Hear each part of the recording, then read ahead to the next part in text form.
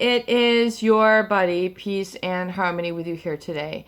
And we're zooming in and focusing in on a very important topic, and that is really a how-to.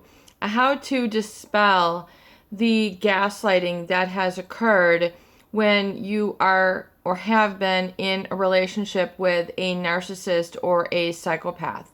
Someone who, by virtue of their need to emotionally manipulate, contort, and distort in order to prop themselves up, emotionally manipulate, not be there for you, give you all sorts of negative reinforcing mirroring back of you, your experiences, perhaps scapegoating you.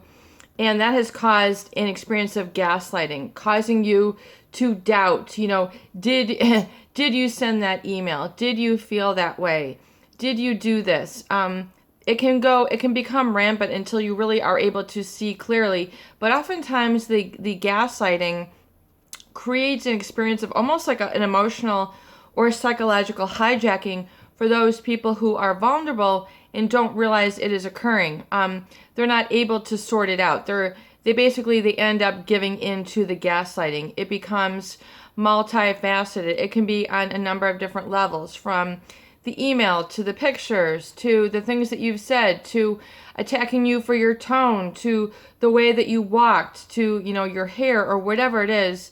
They're going to find fault in you and then kind of get in that little chink in the armor and then pry it open and then exploit you for that. And that can create a very psychologically distressing, intenseful state called gaslighting, where you tend to kind of doubt yourself. You doubt your reality. You feel a little bit uneasy, if not severely uneasy, as if you don't know enough. You can't keep up with them. They begin to have an upper hand on you. Your cognitions, your thought patterns, your feelings, and then your decisions. It's almost as if you're no longer running yourself or running your own life.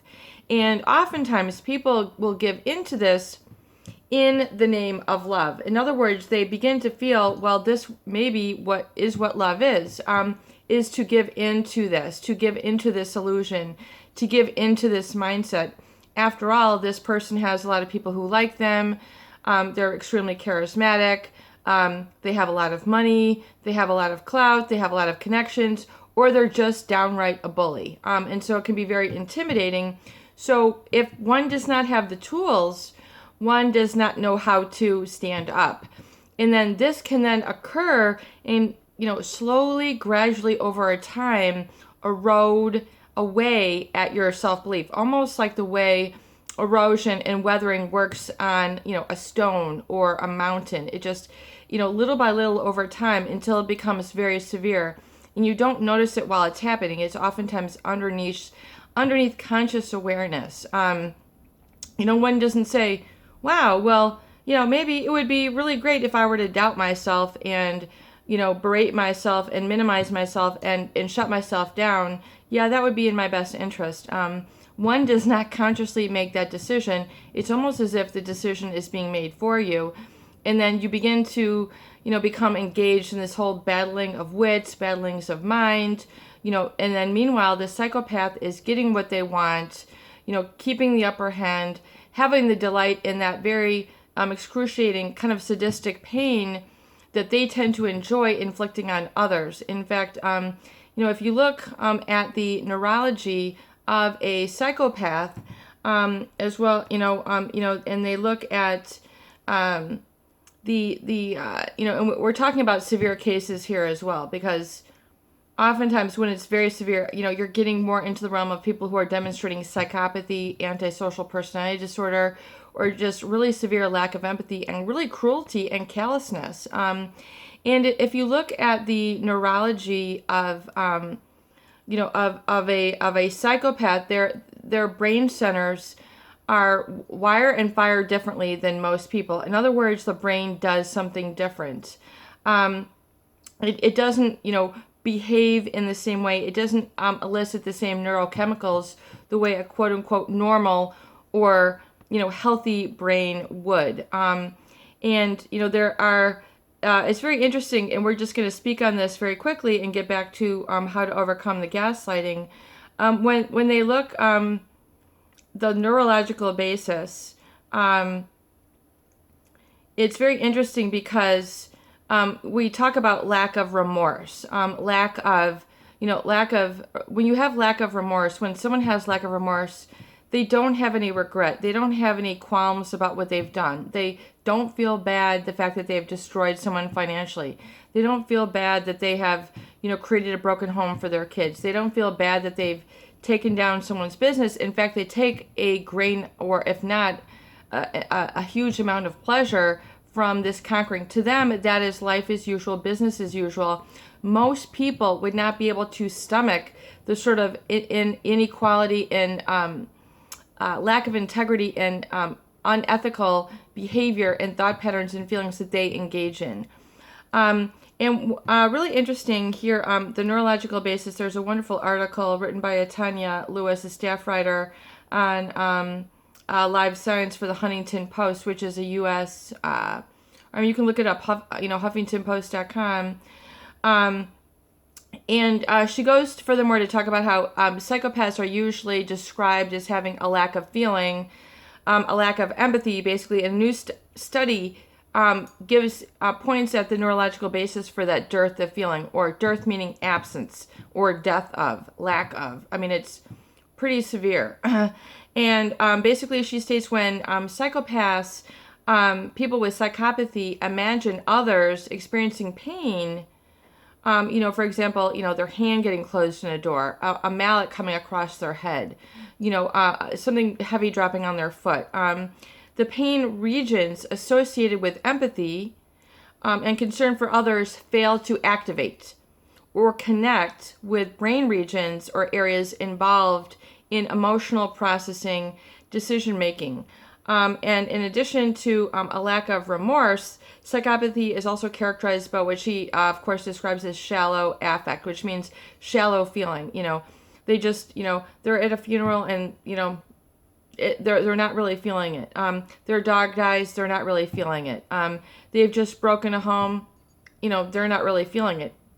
So it's kind of like, or you just had a huge fight, they might, expound in rage and gaslighting, turning things around, and then act like nothing happened, and that contributes to the gaslighting because of this shallow affect. It's just, it doesn't hold any emotional weight with them.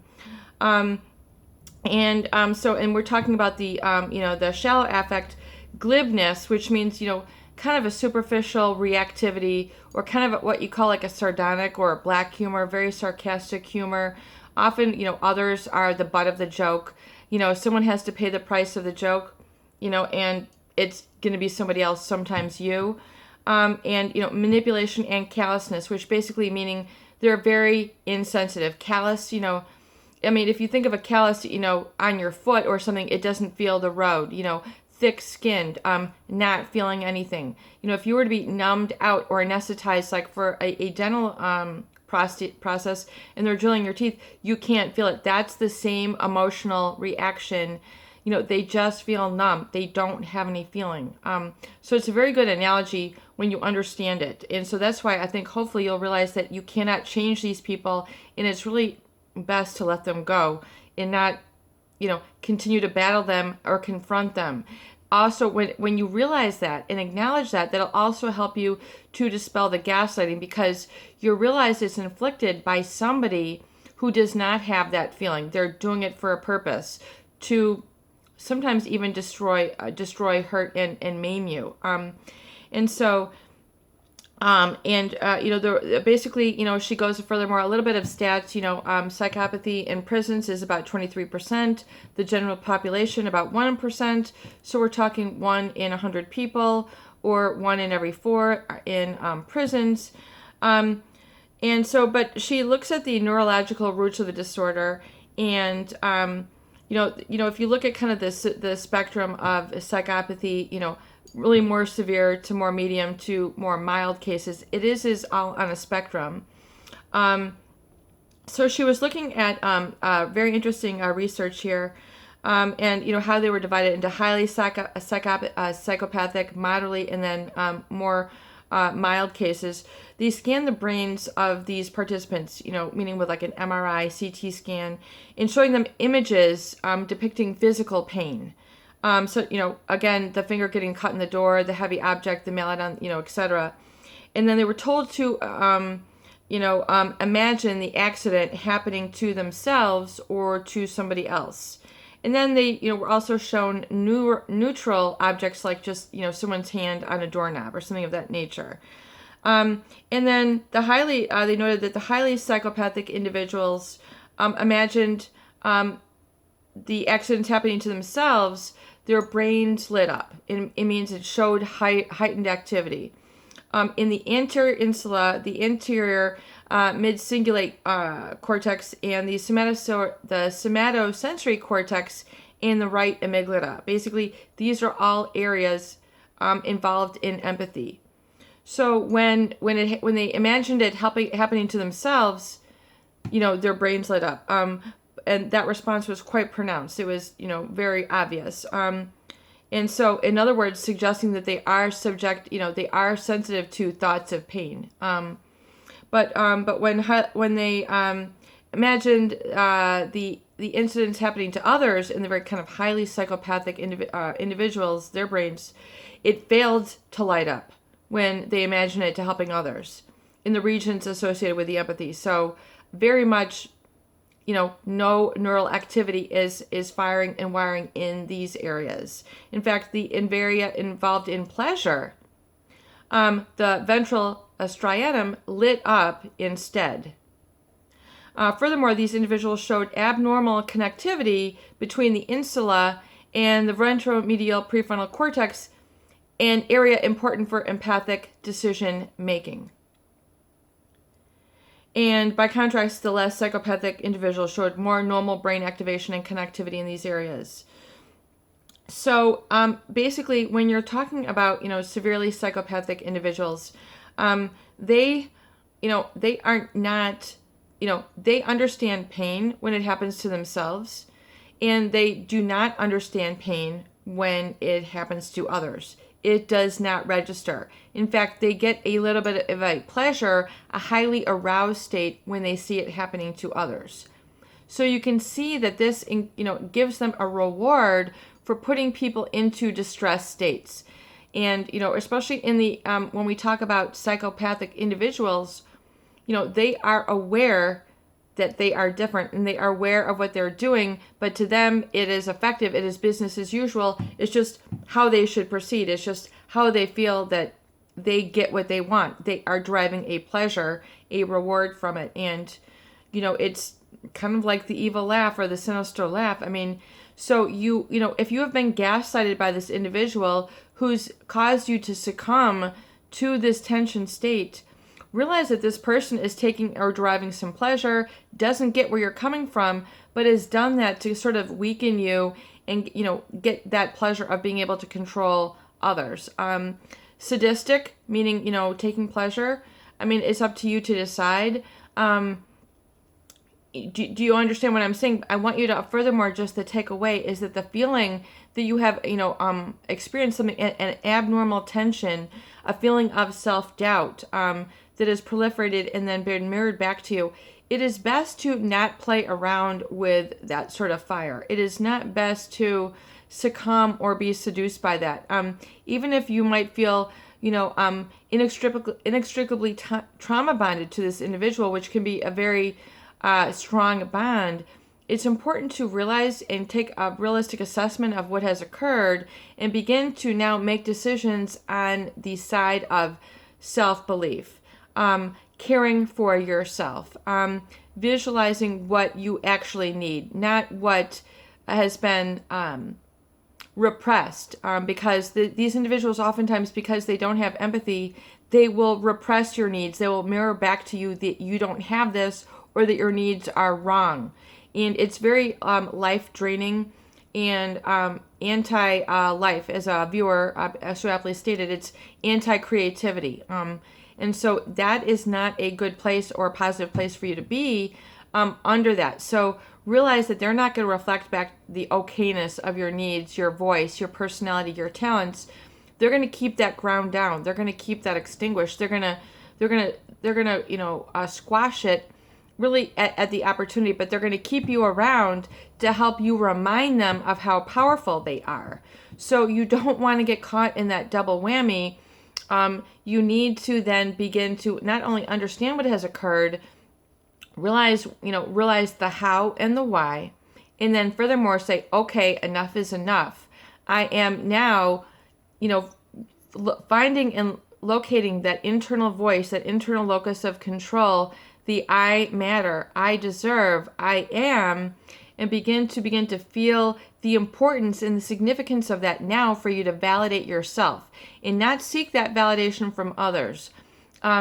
Beginning to understand and having support, yes, but the stronger you can validate yourself and reinforce and create a stronger connection in relationship within yourself. That might sound strange to you. The topic of internal dialogue might sound strange. You might need to bring that out. You might need tools to be able to do that, and I really definitely recommend the tools of the flashcards. Taking a flashcard deck. And then reinforcing, your emotional states with commands that you're giving to your subconscious so that they can begin to register. And these are definitely some products that I am developing in terms of the astramations, the positive orderly direction thinking, tools and cards that you can use to reprogram and refresh the brain, create neuroplasticity, the new neurons that wire and fire, so they will elicit new feelings, new decisions, new cognitions to really get you on, as I call it, getting traction, getting back on track, getting some footprints, getting your legs, your emotional legs underneath you, getting your congruency between the thinking and feeling parts of the brain and body and heart, and getting them all working together, because then your work that you're doing to coordinate your thought patterns will then become more easily rendered within you, and you'll begin to be more in a ease state where life is not a struggle, but life is easy. You're more in a receptivity state, taking it in and, filling up that inner reservoir, that inner pond, whatever, the North Star pond, whatever you want to call it, that great place within you. In fact, I kind of like that, the North Star pond. That's kind of a good way to put that inner space, and instead of it being an internal hollow or an internal dark or, internal depression, it's more sparkly, effervescent, filled with flowing life energy, thoughts and feelings and decisions and experiences that then, it begins to really, eye open, it causes you to open up your eyes. Literally it does. And your brain and your body are now moving in different ways. You're noticing different things. You're noticing people. You're noticing smiles coming at you, and you're returning smiles. You're giving a wave. You're giving a hello. You're engaging in that quantum field of healing, which is where that's all going to take place. It's a whole new energy field when you're out of that sort of self-disbelief state. You're in a whole another stratum of energy, and sort of a genuine reciprocity that engages and takes place between you and life. It's higher consciousness, divine attunement, connection with source, a well-tuned day, whatever you want to talk, describe it. But it is cultivated and it is reinforced. But you need the tools to get you there. And so that is part of my work, is to help you with the tools to actually help you get and stay there and stay, there on a periodic, minute by minute, hour by hour, day by day, week by week, year by year basis. So it begins to become saturated within you and more refined and more precise, so that you are then engaging there. You don't have to consciously use the tools. The tools in the beginning are a must. But as you use the tools, then your body will be reprogrammed and begin to run itself. It's kind of like having all the parts of the car, having them all on the garage floor, and they're all, you got the engine here, you got the carburetor there, you got the, you got the tires, you got the, the brake pads, you're basically beginning to assemble, or the parts of the engine or the pistons or what have you. And then you begin to assemble them and then lock them into place the way that they're meant to fit together. And then it becomes like a well-oiled machine, a well-tuned spirit, if you will, a well-tuned you that is meant to be. And that is the you that demands to be embraced by life and those others who you engage with. The psychopathic individuals will fall away. They will no longer be attracted. You'll be able to see them, and they'll just know, they'll have a sense that they cannot, no longer pull one over on you. They can't gaslight you because you're not offendable. You're not gaslightable. You're repelling these sorts of people who will violate and perpetrate against you, because they'll know that you'll see it right away.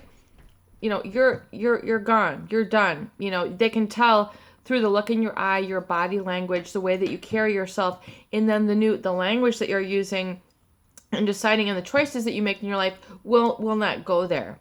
And so we'll go a little bit more into those tools in future videos. But for example, I would definitely recommend getting some index cards, and I apologize if this video is going on long. But, for example, writing out commands for your subconscious and then gazing on it. So, and then your commands are to dispel that gaslighted state, that terrorized state, that discongruent, fragmented thought state. And then, even if you write words like this, and then, the word peace, and then gaze at it. You can write it in big marker, you can write in whatever kind of marker, and you just gaze at it and allow yourself to then absorb what that means. Your body will begin automatically to resonate with that. And likewise with joy, I mean, you can do emojis. I mean, I have all sorts of things developed that I'm in the process of developing. But for example, if you were to write for yourself joy or a star or something like that, I have more professional cards that I'm going to be developing here. But, if you are to write this in and look at these like a flashcard deck, just as if, a nurse was trying to study chemistry and flipping through, all the, the chemical compounds, this, that, this, and flipping through, you need to retrain your emotions to feel that with which you desire.